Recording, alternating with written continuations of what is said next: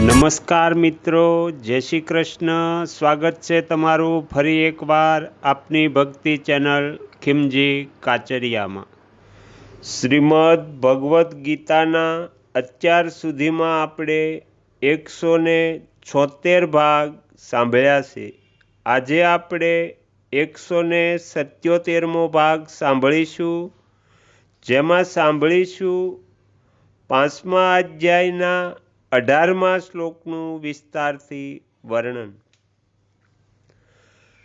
જ્ઞાની મહાપુરુષો વિદ્યા વિનયયુક્ત બ્રાહ્મણમાં અને ચંડાળમાં તથા ગાય, હાથી તેમજ કૂતરામાં પણ સમરૂપ પરમાત્માને દેખવાવાળા હોય છે.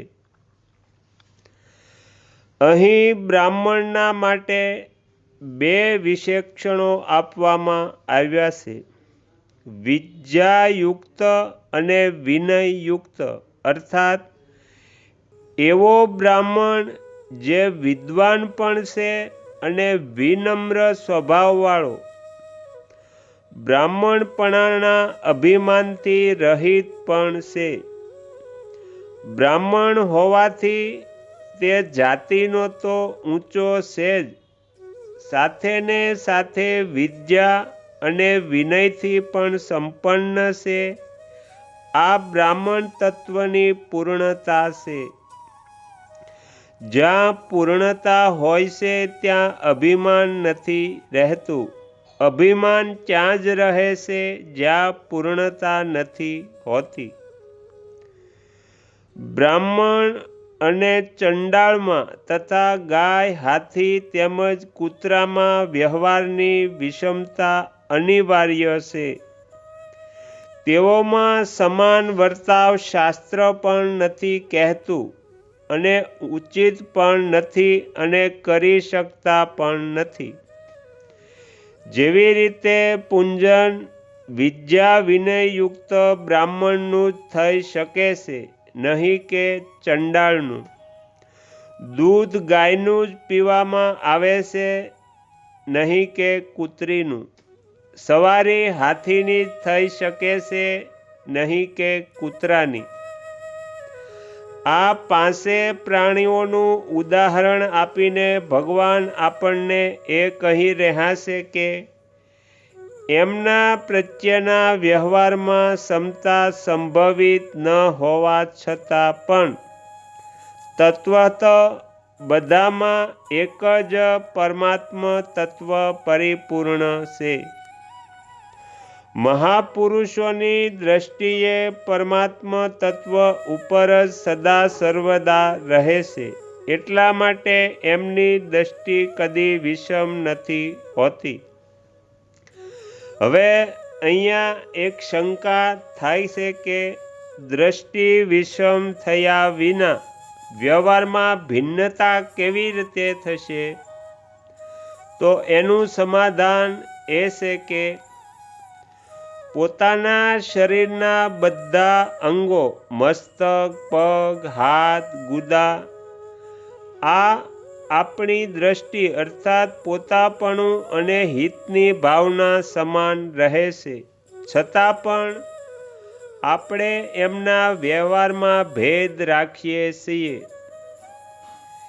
જેમ કે કોઈને પગ અડકી જાય તો ક્ષમાયાચના કરીએ છીએ, પરંતુ કોઈને હાથ અડકી જાય તો ક્ષમાયાચના નથી કરતા. પ્રણામ મસ્તક અને હાથો વડે કરીએ છીએ, પગ વડે નહીં.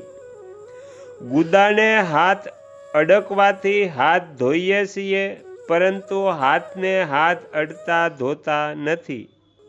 એટલું જ નહીં, એક હાથની આંગળીઓ વચ્ચે પણ વ્યવહારમાં ભેદ રહે છે.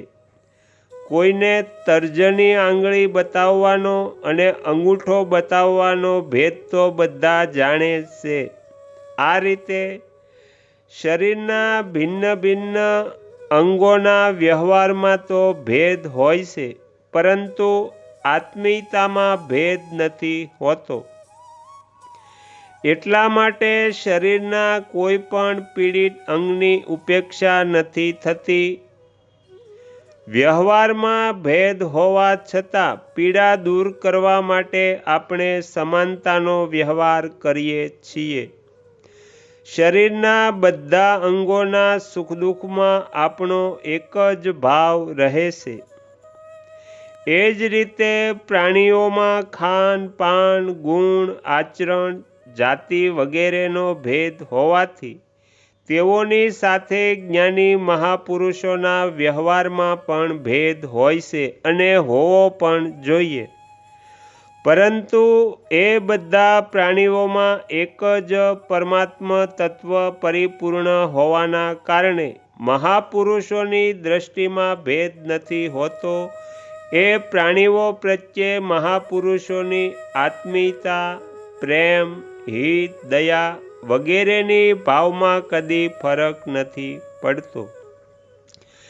એમના અંતઃકરણમાં રાગ, દ્વેષ, સમતા, આસક્તિ, અભિમાન, પક્ષપાત, વિષમતા વગેરેનો સર્વથા અભાવ હોય છે.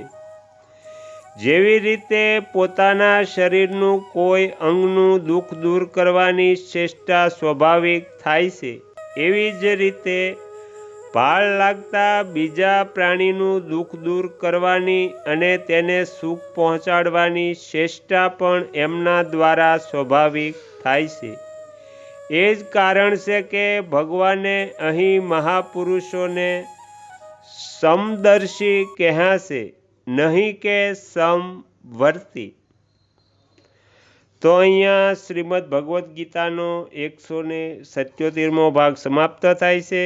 હવે પછીના વિડીયોમાં આપણે 178મો ભાગ સાંભળીશું, જેમાં આપણે સાંભળીશું સમતા સંબંધી વિશેષ વાતો. તમે તમારો કિંમતી સમય આપી એકાગ્ર ચિત્તે પ્રસન્નતાપૂર્વક શ્રીમદ ભગવદ્ ગીતાનો પાઠ સાંભળ્યો એ બદલ હું આપ સૌનો ખૂબ ખૂબ આભાર વ્યક્ત કરું છું અને આશા પણ રાખું છું કે તમને સાંભળવો ગમ્યો હશે. જો ગમ્યો હોય તો બીજા 5 લોકોને પણ સંભળાવજો. શ્રી સદગુરુ દેવની જય.